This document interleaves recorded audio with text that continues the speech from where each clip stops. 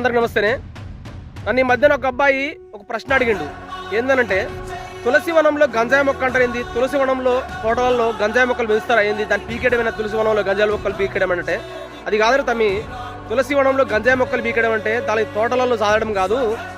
ఈ సమాజంలో, మన సమాజంలో చీడ పురుగులు ఎవరైతే ఉంటారో వాళ్ళని కఠినంగా శిక్షించడం అంటే మనం కొట్టడం తిట్టడం కాదు, మన సమాజం నుంచి వాళ్ళని వెలేయడం, చట్ట ప్రకారంగా శిక్ష పడేలాగా చేయడం. ఇదే గంజాయి వనంలో తులసి మొక్కను పీకేయడం అని అంటే.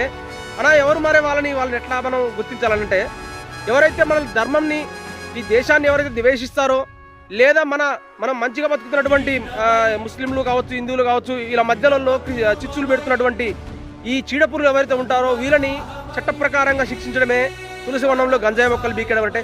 వాళ్ళు ఎవరన్నా వాళ్ళని ఎట్లా గుర్తించాలనంటే, ఎవరైతే మన హిందూ ధర్మాన్ని, దేశాన్ని ద్వేషిస్తారో, ఈ పెరియార్ సంబంధించినటువంటి ఈ ద్రవిడవాదం అంటూ తిరుగుతూ ఉంటారు కదా, ఈ కరుణానిధి ఫ్యామిలీ, ఇటువంటి ద్రవిడం అనే ఒక పదాన్ని ఎత్తుకున్నటువంటి వాళ్ళందరూ కూడా తులసి వనంలో గంజాయి మొక్క లాంటి వాళ్ళు, వీళ్ళని సమాజం నుంచి దూరం పెట్టాలనేసి చెప్పిన. అయితే వాళ్ళకి మన సంబంధం లేదు కానీ వాళ్ళు పక్క రాష్ట్రం వాళ్ళు కదా అనేసి అడిగినమాట.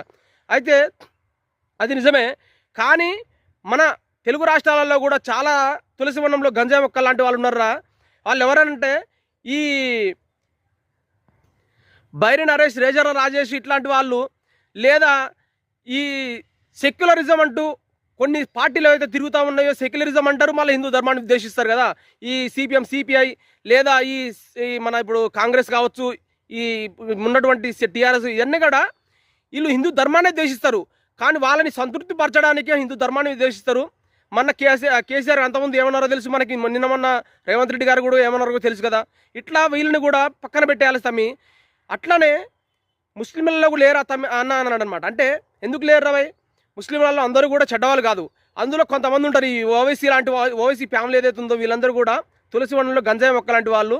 వీళ్ళు 100 కోట్ల మంది హిందువులు ఉచ్చగత కోసం అంటారు కదా. అంటే హిందువుల్ని తిడితే వాళ్ళు చప్పట్లు కొడుతూ ఉంటారు. అట్లా అందరి మధ్యలో స్విచ్లు పెట్టేటువంటి వాళ్ళు ఎవరైతే ఉన్నారో వీళ్ళందరూ కూడా పక్కకు పెట్టడమే, కఠినంగా శిక్షించడం అంటే చట్ట ప్రకారంగా వీళ్ళకి శిక్షలు పడేలాగా చేయడమే తులసి వనంలో గంజాయి మొక్కను బీకడం తమ్మి అనేది చెప్పినమాట.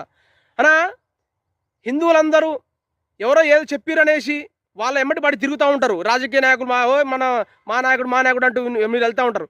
మన సమస్య వస్తే ఏ నాయకుడు కూడా రారన్నా గుర్తుపెట్టుకోండి.